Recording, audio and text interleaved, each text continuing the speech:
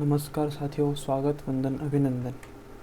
आज हम चर्चा करेंगे पपाया पपीता के बारे में कि कौन कौन से ऐसे प्रश्न हैं जो जेआरएफ परीक्षा या जितने भी कॉम्पिटिटिव एग्ज़ाम होती हैं उनमें पूछे जाते हैं। तो आज हम जो हमारा विषय है चर्चा का वो है पपीता के कुछ महत्वपूर्ण प्रश्न।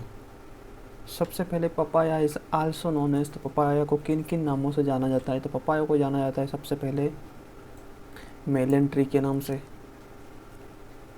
Wonder fruit of tropics, backyard fruit and breakfast fruit. तो पपाया को किन किन नामों से जाना जाता है? तो पपाया के अन्य नाम है melon tree, wonder fruit of tropics, backyard fruit और breakfast fruit.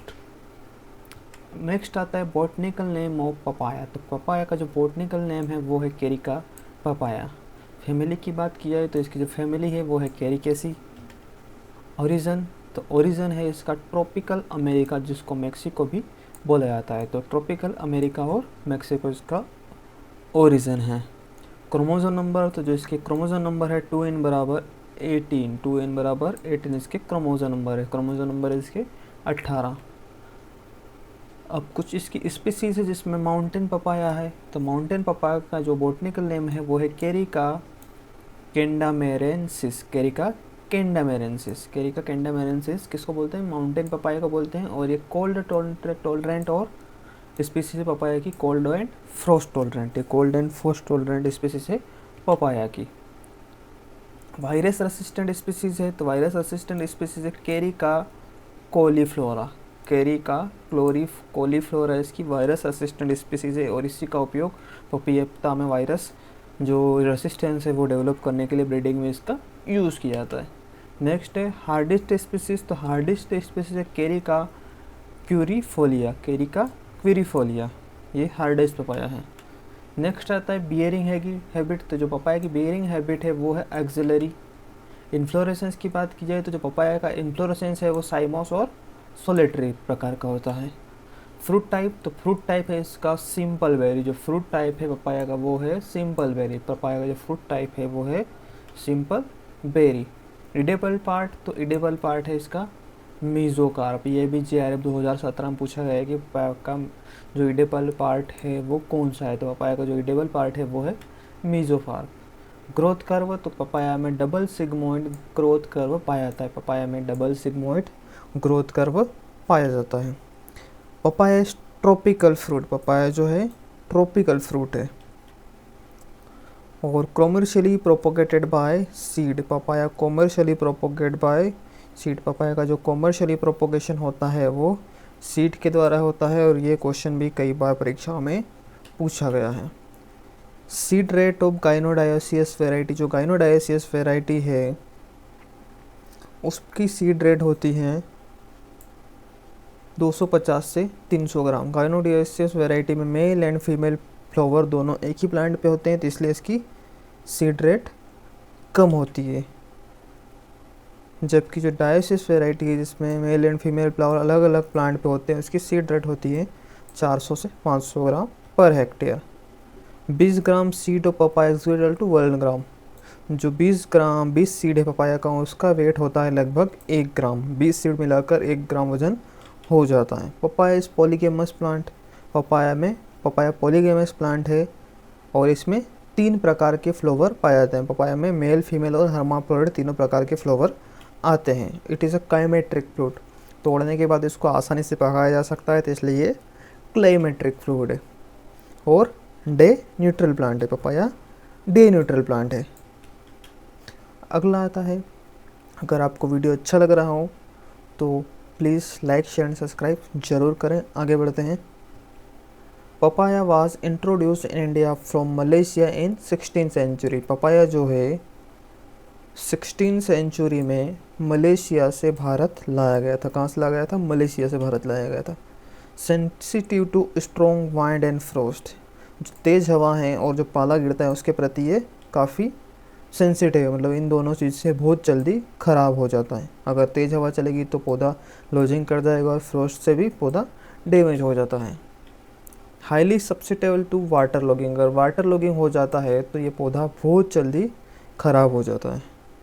Fruit is a rich source of vitamin A. जो पपीते का फल है वो विटामिन ए का अच्छा स्रोत है और इसमें विटामिन ए काफ़ी मात्रा में पाया जाता है।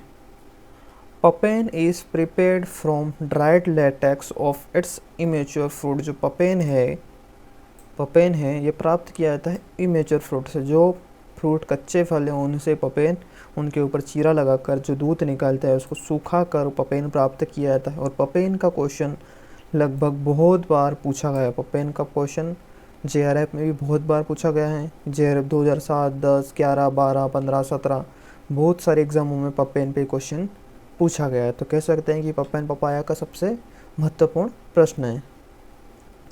अब सॉइल की बात की जाए तो सॉइल चाहिए इसको well drained sandy loam soil is ideal for its cultivation. Papaya की कल्टीवेशन के लिए जो सैंडी लोम सॉइल है वो काफ़ी आइडियल होती है।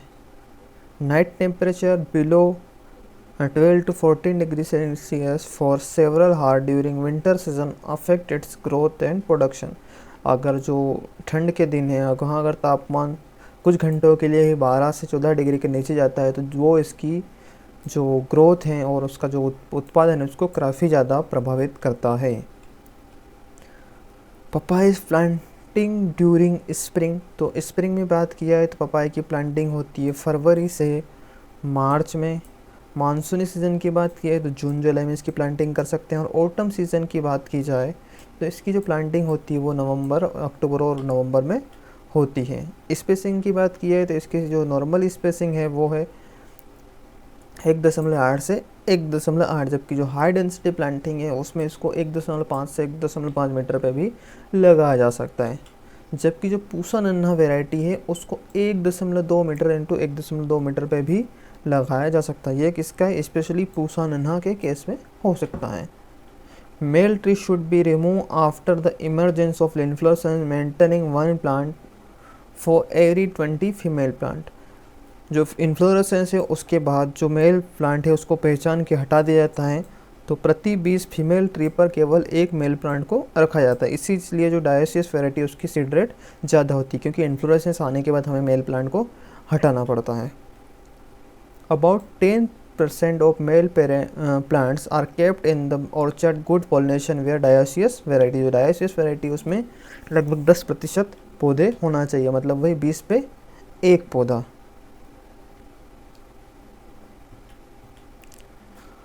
Sex reversal found in papaya. जो सेक्स रिवर्सल है वो पपाया में पाया जाता है। मेटाजिनिया भी पपाया में पाया जाता है। फीमेलनेस इस papaya is control by genotype MM। जो फीमेलनेस है पपाया में वो किससे होता है? तो वो जो MM प्रकार का जो जीनोटाइप है उससे द्वारा उसमें फीमेलनेस आता है। फीमेलनेस इस papaya enhance bye spraying GA3 50 ppm। जो GA3 का अगर 50 ppm का स्प्रे करेंगे तो उसमें फीमेलनेस बढ़ जाती है। Yellow pigment in papaya is due to caricaxanthin. जो पपाया में येलो पिगमेंट है वो केरिजेंथिन के कारण होता है। Damping off is serious disease at nursery stage. जो डैम्पिंग ऑफ रोग होता है वो नर्सरी स्टेज में पपाया के प्लांट को काफ़ी ज़्यादा नुकसान पहुंचाता है। Papaya is suitable for planting as a filler plant in orchard. जो पपाया है वो जो बहुत सारे बगीचे लगते हैं उसकी जो प्रारंभिक अवस्था है उसमें फिलर प्लांट के रूप में इसको, पूरक पौधे के रूप में इसको ज़्यादातर उपयोग किया जाता है। TSS of papaya gem. तो पपाया जेम का जो TSS होता है वो होता है 68.5%। पपाया जेम का जो TSS होता है वो 58.5% पपाया का जेम का TSS होता है। वेराइटी की बात की जाए तो सबसे पहले जो डायोसियस वेराइटी है उसमें सबसे पहली है CO1। It is a selection from Ranchi local. ये रांची लोकल का सिलेक्शन है।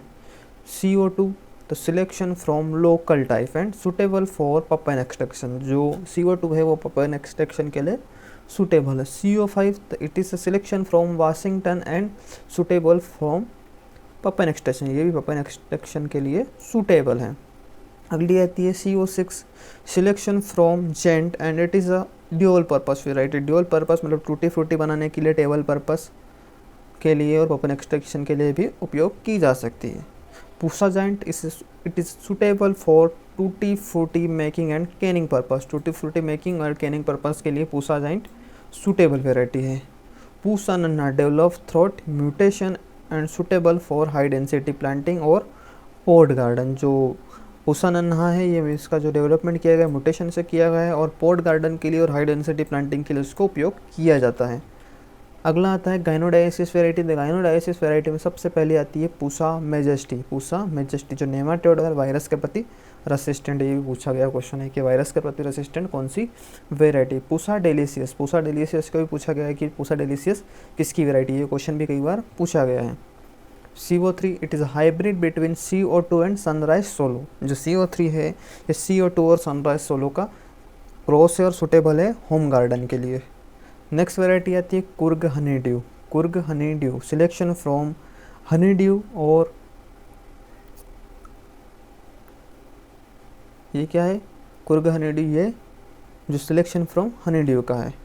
नेक्स्ट है सनराइज सोलो। सनराइज सोलो है पिंक फ्लैश वेराइटी। जो सनराइज सोलो है पिंक फ्लैश वेराइटी है। ताइवान, तो Taiwan blood red colour flesh होता है इसका। Arka Surya it is hybrid between cross into sunrise solo and pink flesh sweet. जो अर्का सूर्या है सनराइज सोलो और पिंक फ्लैश स्वीट का क्रॉस है। Sunup it is a transgenic variety of papaya. Papaya की transgenic variety. Red lady it is also known as Taiwan.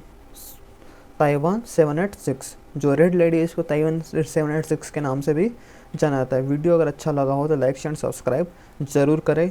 धन्यवाद।